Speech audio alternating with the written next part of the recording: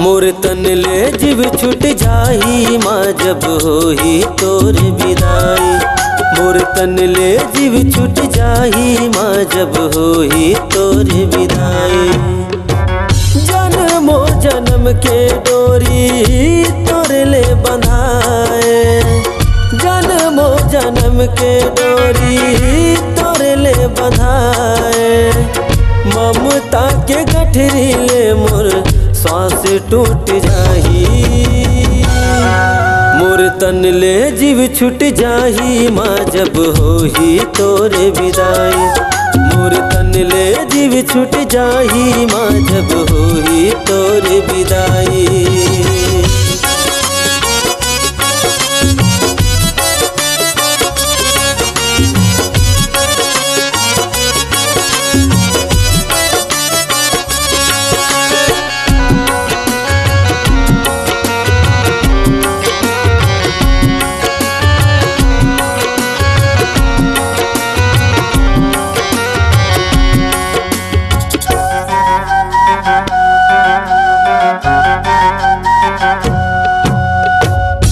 चेहरा के छई हम तोरे स्वर्ग समाए। नहीं है कोनो ए दुनिया माँ कोने समझाए।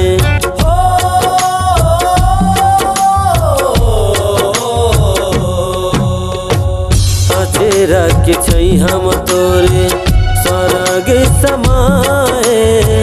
नहीं है कोनो ए दुनिया माँ कोने समझाए। नहीं है कोनो ए दुनिया माँ कोने समझाए। ऐसो बछर मादाई फिर कब आवे। ऐसो बछर मादाई फिर कब आवे। कलप कलप मने रोवत पाही। मोर तन ले जीव छूट जाही माँ जब होही तोर विदाई। मोर तन ले जीव छूट जाही माँ जब होही तोर विदाई।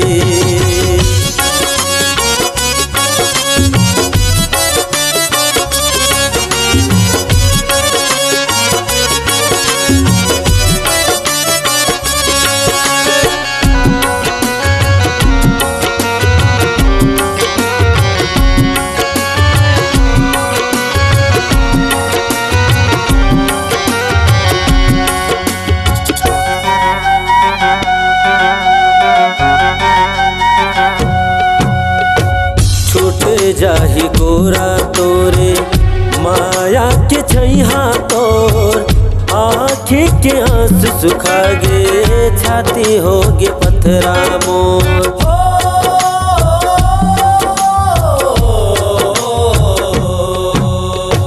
छूटे जाही गोरा तोरे माया के छैहा तोर।